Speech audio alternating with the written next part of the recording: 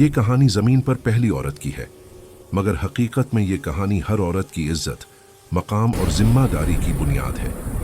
हज़रत हव्वा कोई आम नाम नहीं, वो इंसानियत की माँ हैं। वो पहली साथी हैं, पहली आजमाइश की गवाह हैं और पहली तौबा में शरीक होने वाली हस्ती हैं। ये वाक़या हमें बताता है कि औरत को इब्तदा ही से अल्लाह ने कमज़ोर नहीं बल्कि इंसान के साथ बराबर का शरीक बनाकर पैदा किया। जब अल्लाह ने हज़रत आदम अलैहिस्सलाम को पैदा फरमाया तो जन्नत में सब कुछ मौजूद था, मगर इस सब के बावजूद एक कमी थी। वो कमी तन्हाई की थी। अल्लाह ने खुद फरमाया कि इंसान को अकेला रहना मुनासिब नहीं। यही वो लम्हा था जब हज़रत हव्वा की तख्लीक हुई। ये तख्लीक इस बात का ऐलान थी कि ज़िंदगी का सफ़र अकेले नहीं बल्कि साथ चलने के लिए है। हज़रत हव्वा की पैदाइश किसी हादसे का नतीजा नहीं थी, बल्कि एक मुकम्मल मंसूबा थी।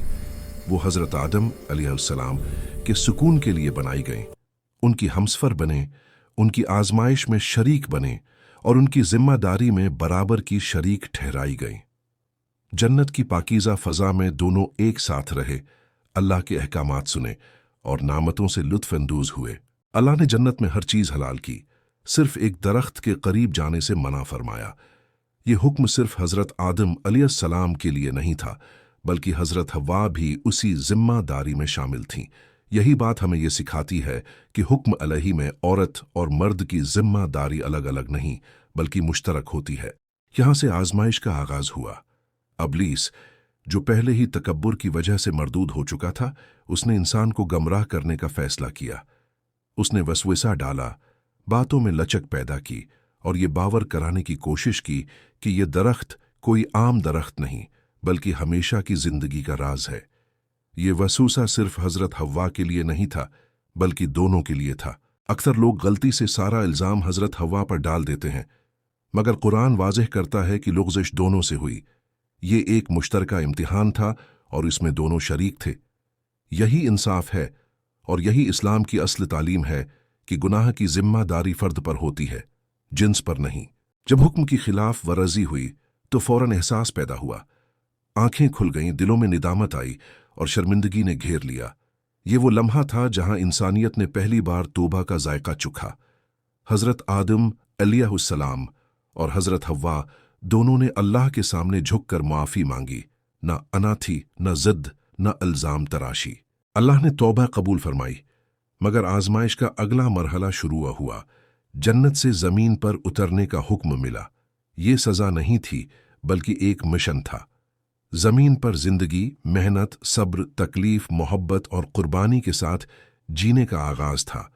हज़रत हव्वा इस सफ़र में भी हज़रत आदम अलैहिस्सलाम के साथ थीं। ज़मीन पर आकर ज़िंदगी आसान नहीं थी। न जन्नत की नामतें थीं, न राहतें, मगर हज़रत हव्वा ने माँ का किरदार संभाला।